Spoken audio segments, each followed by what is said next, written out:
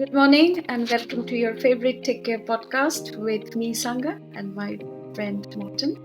Today we have with us Lee, much loved soul in social care. He's a guru in home care tech, he's a podcast host on mental health. One of our podcast as in Take Care's biggest champion. I want to start with by saying a big thank you to Lee. And Lee, welcome. Oh, amazing to be here. Really big fan. So yeah, really delighted to be joining you guys just to talk about social care tech, well-being, and probably a whole host of other things that we'll pick up during the session. But absolutely delighted to be here. We're so happy to hear that, Lee. You're someone that I also got to know a few years back when you were working in a tech role as well. And maybe we should start by just hearing a bit about Lee Trueman. Who is this guy that everybody likes in the care sector? Yeah, no, first of all, thank you for that. Always nice to be liked. This week was World Kindness Day on Monday, so it's always nice to be liked. It's always nice to be kind. So yeah, thanks for those kind words. So, social care wise, I fell into social care about a decade ago. So I just had a young child, so I had a 40-mile journey to work and back. And when you've got a child that's not sleeping, that journey's quite hard. So I was looking for new roles, and yes, exactly, just so hard. So I ended up a care planner almost by accident, and it was almost 2014. So I was trying to speak to people about the cloud and digitalisation in 2014 when the sector was very heavily paper-based, and trying to explain about the cloud was a very difficult concept back then. Yeah. So I was a care planner for about 8 years. I then joined a startup in the AI space, in social care AI, NDG AI. So auto rostering, really cool tech. And then I spent a little bit of time at Unique IQ, so an end-to-end care management platform. So I've seen the sector go from very sort of resistant about technology, very kind of like paper and pen led, to almost where digitization is the norm. What are I was wondering with those roles, you're probably one of the people in the tech space within social care that knows the most about the pitfalls, the challenges, the ups and downs over the then last 10 years. What's your take on it? Where are we now? Are we in a good place or? I think we're in a good place. I think we've made huge strides. I mean, COVID was a horrible time for everyone. Lockdown, isolation. There was a lot of mental health challenges. But I think the two things quite close to my heart. I think social care digitisation was forced into the next generation because it was very hesitant. But with everyone picking up the tools and working from home, we had no choice but to embrace it. And I think the second part that I'm really kind of come out of COVID, which ended up being a good thing, is that conversation about mental health. And I think we forced it. So although COVID was a horrible time, it just forced a few things to come to the forefront. And yeah, they say necessity is the mother of invention. Is that the correct saying? I think it's something like that. So yeah, and I think we're in a much better place. I think we still there's still work to be done, there's still strides to be made, but people are aware of the tech, people are aware of cloud, people are aware of sort of the advantages of having a digital platform, and whether that's an audit platform, whether that's rostering, whether it's a medication management platform where you can see those medication errors in real time, whether it's some of the amazing care planning tools out there. And Morton, I'm looking at you. Thank you. I think we are in a really good place with technology, but there's still a lot of work to do. And it's really nice that sort of the government have been backing it and kind of pushing it a little bit, because there's so much advantages of having a digital platform. So I'm not across one to your disagree with that, of course.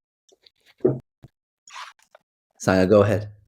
I was just thinking through that, across these 10 years, how have you seen the tech sales cycle change, or is it still the same? It's changed massively. I think the first thing that's changed massively is the amount of providers out there. So when I first come into the market, it was Care Planner, obviously. There was People Planner, the Access Group. There was Staff Planners, was known back then. And I think there might have been people like Ulysses, but it was a very kind of limited market. So it was almost and Care Planner for my money is still one of the best rostering systems out there.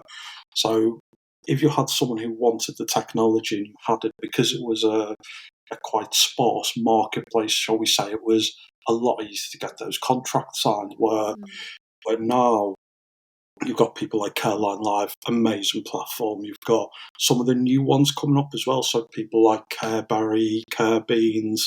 I think My Help is a really, really impressive platform as well. So the customers now are not doing 2 or 3 demos. The customers now have got to do maybe 10 demos, and then there's a lot of decisions when you've got so many platforms because, like I say, Birdie's all in one, Passes all in one, Careline Live, Unique IQ, Care Planner, Nourish nowadays. So there's a lot of options. So I think, and almost like it slows the process down because they've got so many options, and every system has got its own pros and cons. But I think also with the advent of things like DocuSign or PandaDocs or whatever your digital signature platform of choice is, that speeds it up a little bit as well. So I think the landscape has changed quite significantly. I just have a question, Yeah. really, because I was looking a bit at the DSCR and the DSCR requirements for all these companies that you're mentioning, and obviously, the first rounds of requirements they weren't easy. They were somewhat heavy, and the second rounds of requirements for care planning systems, obviously, perhaps even worse in terms of at least the technical side of it. But then I was thinking in a whole lot other perspective, Sangha, Lee, what do you think it does to a sector when the suppliers that are all SMEs need to be very compliance and requirements focused to live up to these standards, let's call them that? What do you think it does to the innovation height of the products then? See, I have again. This is my lens. I think regulations are good. You have to have that to give that basic comfort to buyers, the care home providers, the care providers. That yes, they're not playing in the blind. There is basic guarantee that with this whole data privacy, the whole angle of cyber threats becoming more common and common, there is some basic safety in place, which is great.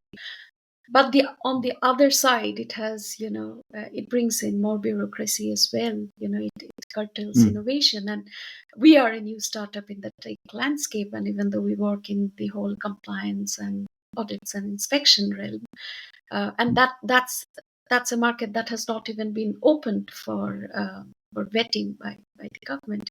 You think, how do you prove yourself that you have all your safety in place? And for our case, thankfully we are a partner to Microsoft, and we have heavily bank on their security and their capabilities. So somewhere we know that protection exists, but if some provider turns back and says that, how do you compare with the care planning software with regards to the checks and trials that they have gone through?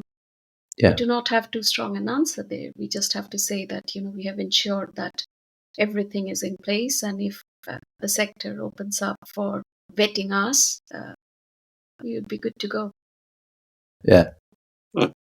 It's an interesting question, really, really interesting question, because obviously innovation is key, but it's innovation at a kind of what point?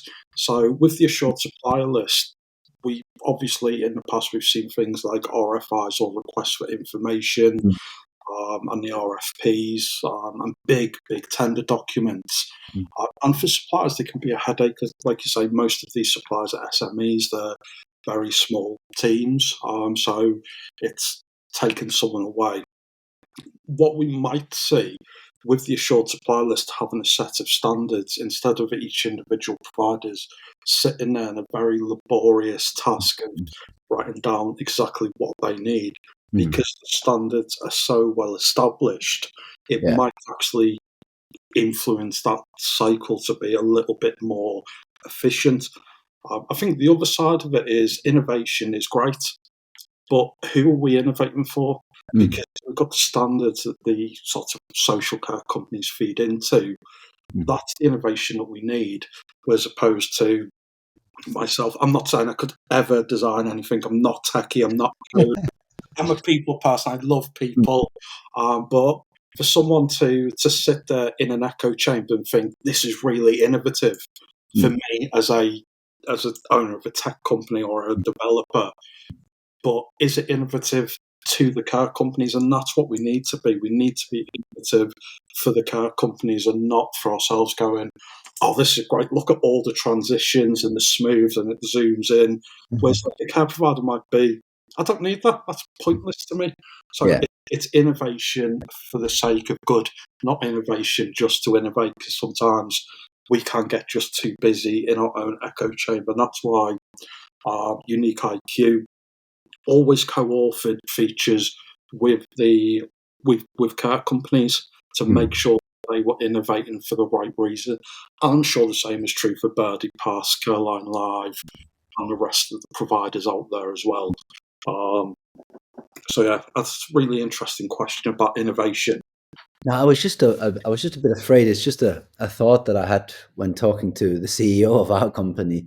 We were talking about these, besides perhaps access, even though PCS have grown and are big and Norwich the same, it's actually still SMEs, and you're then asking or mandating 20 small companies to do the same requirements instead of saying, well, there are these 7 or 5 or 8 or I don't know how many, but and then ask the rest of them to do something that's fantastic in another vertical.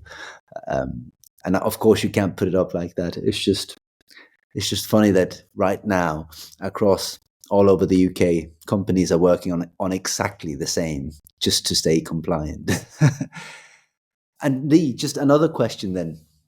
Over these 10 years, what's the feature or the tech or there's got to be something that you've not been able to, just along the lines of my previous question, that you've not been able to deliver. There's got to be something where people have said, that would have been so cool. And then you've had to say, well, we can't, or you've gone back to the product team and they've said no. Or... Yeah, I mean, there's a lot of features, and I'd like to kind of like push back to NDG AI, so the AI rostering part of it. Amazing technology, and it goes back to what we actually do, which is change management. So a lot of companies that use rostering systems and other systems have things like there's mechanics like availability, mechanics like qualifications, requirements, stuff like that, because we want to make sure that the right carer goes to the right visit. And some of these tools are great, but they rely on the care companies doing a lot of work to make sure their data is perfect, because we all know care coordinators are so vital in care companies. There's a lot of information in the head, but we need to make sure to move to the next generation.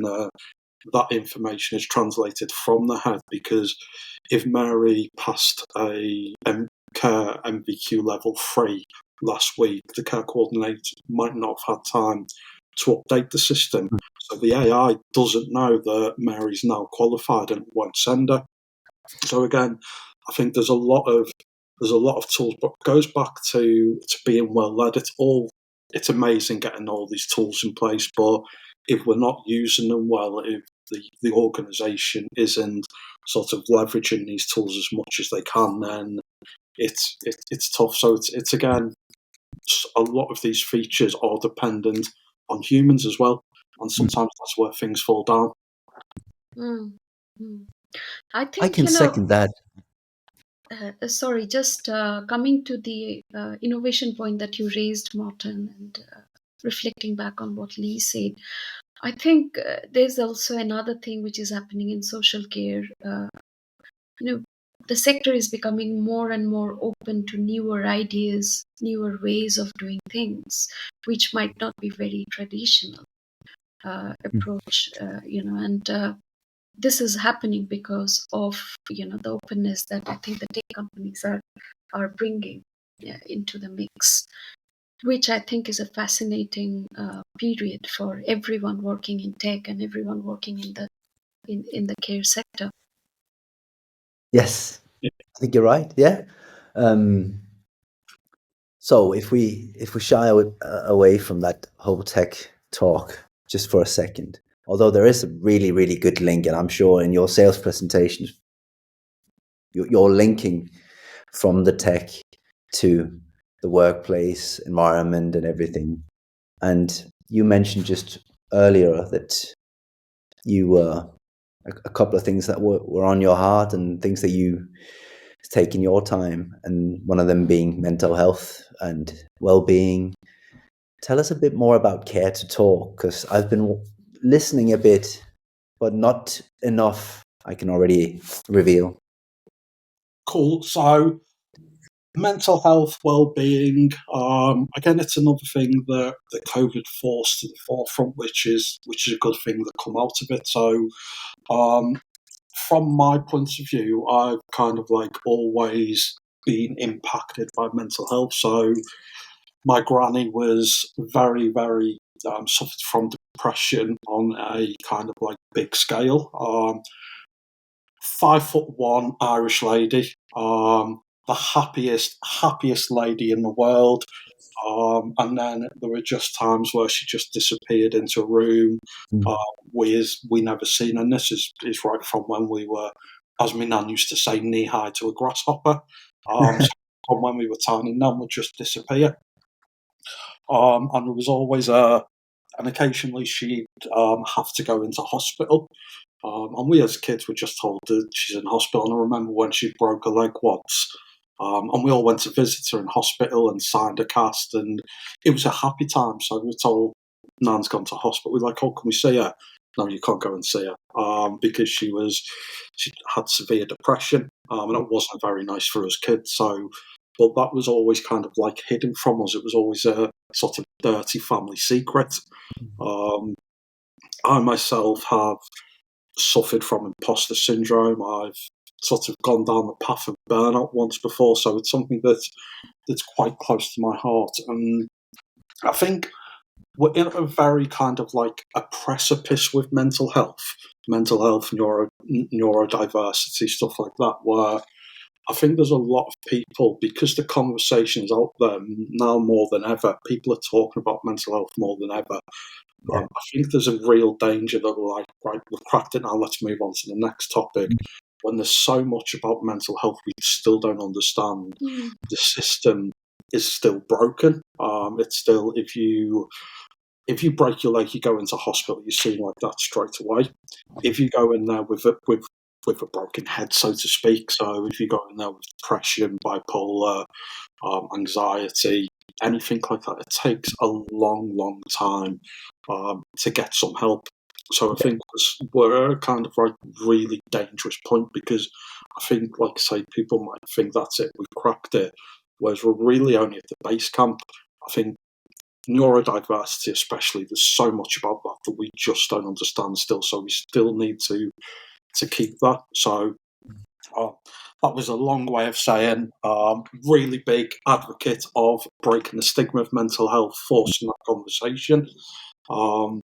About, I think it was 2019, no, 2020, I met Mark, and we just hit it off straight away. It's like me and both of you. As soon as you meet, you just meet kindred spirits, and it's just there's an instant like synergy. So me and Mark, both really big supporters of mental health, both have no hair. So it was just perfect. So we we'd done a few videos over the time, but we just decided to make that into a podcast, and luckily to have quite a few guests on. Again, it's been some really, really amazing people. We've had Mark Tops talking about work-life balance. We've had Lucy Buxton talking about trauma. Recently did a session about grief with people like John Powell and Paula Cashmore. So just to have that ability, because if we look at mental health as a whole is tough. When you take the challenges that carers have, and that mental health challenge, I think I read a stat somewhere before that 86% of carers have suffered poor mental health as part of that vocation. And what we want to do is just have that conversation. Mark is a mental health consultant, markcaulfield.com. Cheap little plug for him there. And I'm the host, I'm the advocate, and Mark brings the expert voice, and we have lucky enough to have some great experts in the social care field join us. So yeah, really humbled to be able to talk about mental health. That's really good, because that's a topic. The more we start talking about, the more awareness it raises, and you're doing a great job there by continuing to have those conversations and get people to talk about them. Absolutely. And like Monday was World Kindness Day. If anyone's seen me on LinkedIn, I've just been spamming the kindness posts this week. So apologies, I'm filling up your timeline with relentless positivity. But I think World Kindness Day, really important to talk. Be kind to everyone else. We need to be kind to everyone, because no one knows what other people are going through. And we're in the social media age where you look at it from the lens that they want to give, and you might see like really nice, happy smiles, but you don't know when that camera turns off what anyone's going through. So it's really important to be kind to others. The most important person is important to be kind to is yourself, because how can we be kind to others if we're not being kind to ourselves? And sometimes that's just taking a break, going for a walk, just reinforcing the work-life balance, and just being kind to yourself, because I think, like Kansas said, we're all dust in the wind. People will make a huge mistake and then think like it's under the microscope. Everyone's going to be talking about me. Everyone else is so busy with their life that they'll go, oh, and then I'm back on with my business, the stuff I would go on to. So yeah. Yeah, that's so true, isn't it? We all believe that everybody will watch us fall, but actually, that's probably most likely when somebody watches us fall, they'll come and help us up. So instead of being ashamed of falling, then just put a hand up.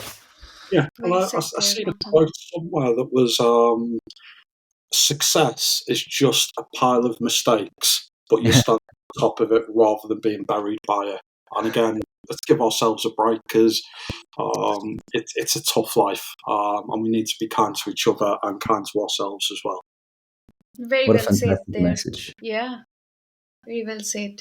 And likewise, Morten, what you said there was also really profound. That people, when they look you're falling, they usually go and help, which is a great thought, which we often forget. I think we think that everyone is a competitor, which is actually not the case. No. And so funny that you mentioned that, Sangha, because I remember the first time I entered probably one of the care shows, and obviously not being English, and this was probably London back then, I felt so afraid that we'd do something wrong, or we'd say something wrong. And actually, I believe this is only 7 years ago, that even since then, the positivity that you're meeting me with, Lee, and Sangha you've met me with, it's changed in the sector, the way I experience being at these shows. And just all in all, remember, for Sequoia's perspective, losing a big showdown to one of our competitors where we're all in the same room. But there was a difference between how I interacted with one of the competitors and another one of them, where I've built a relationship to that person. just by meeting them with kindness, as you say, Lee. Yeah. And I think that's changed in our sector. And I think it's due to or down to the many of us who are actually treating each other in that way. And I think we should definitely do more of that. Yeah, no, definitely. It's I mean, it's all about, like you say, kindness. Kindness should be the theme, but it's all about that respect. Because, like I say, there's a lot of companies out there that cross over, that compete, but when we sell and when we speak to the customers with integrity, with ethics, then may the best man win. And the Yeah. saying I always like to hear is, steel sharpens steel. So when you go up against I really like Alex Giddings over at Access, really good friends. We always chat. Competing on many deals, but always in the right way. So yeah, and I think it's always key to act with integrity, because we need to emphasize what these systems do. So it's not a retail space. We're not. If our systems don't work, it's not going to not discount a shirt by 25% per se. It could be the difference between Mrs. Jones being left on the floor or not. So we need to make sure that we're always acting with integrity. And at the end of the day, I was always brought up with the motto of "May the best person win." So yeah, I think it's just how you act with integrity. And I think I always got on with you more, and then I found out you were a fellow Newcastle fan. I was like, this is just even better now. So yeah, and that is kind of like what we were saying earlier about the world changes so fast. Newcastle is a thing where we were relegated, and then we're kind of like on top of the world at the minute. So things do change. So when you fall down, it's just, I think one of the phrases I like is falling down is an accident, staying down is a choice. So again, we just choose to get up and rise up. And it's a tough life. It's a tough life, but we just need to look after each other, and look after ourselves as well. And don't forget to switch off. One of the phrases I like, I keep saying that, one of the phrases I like, one of the many phrases I like is that if you unplug anything for a short period of time and plug it back in, it generally works better, including yourself. So again, we just need to take a break sometimes and just recharge. Yeah. So many wise words from this man, Sangha. Honestly, and I was sitting there and thinking, it echoes so much about, one shouldn't take oneself too seriously, where I'd say 90% of the events are uncontrollable. You can't control those events. You're just probably in the mix of things. But that's a topic for another day, I guess. It is. Lee, it's been fantastic to have you on. Take care. Absolutely, it's been an absolute privilege. Have a great day, everyone, and take care of yourself. Thank you, Lee. Very much. Take care. Thank you for listening. Don't forget to subscribe, review, and share your favorite Take Care podcast with your friends and colleagues. Until we meet next week, take care.